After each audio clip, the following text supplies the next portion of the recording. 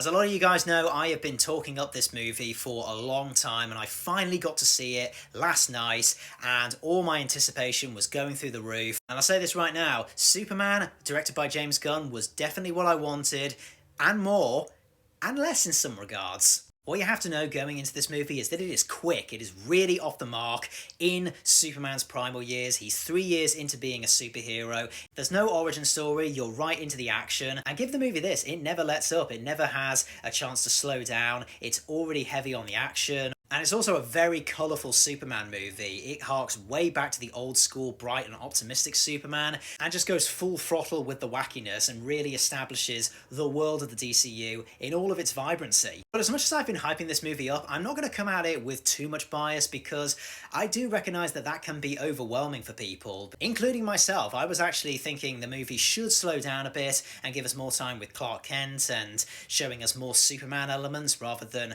having to establish the DC universe. But what we got as Superman is great because I called this from day one. David Corenswet is perfect as Superman and he proves that in every frame. And Rachel Brosnahan, who just absolutely knocks it out of the park with Lois Lane. She's the best Lois Lane we've had in a while. And then you got Nicholas Hoult just playing Lex Luthor to a T. This is the most hateable version of Lex Luthor I've seen in a while. But at the same time, he is a bit flat as a character because even though he is a pure internet hater version of Lex Luthor, I wasn't really quite sure as to what his deal with Superman was, other than some very rushed exposition dumps or philosophical talks. But pretty much every character in this movie stands out no matter how small or big their role is, and the Daily Planet squad, I'm telling you, I want that Jimmy Olsen spin-off. These guys were great. And the Justice Gang, surprisingly. I thought they were going to detract the movie, they were going to be really cheesy. Guy Gardner, played by Nathan Fillion, he's actually really good and a comedic standout. But the scene stealer is Mr. Terrific. I'm telling you, Eddie Gathegi, I think that's how you pronounce his name,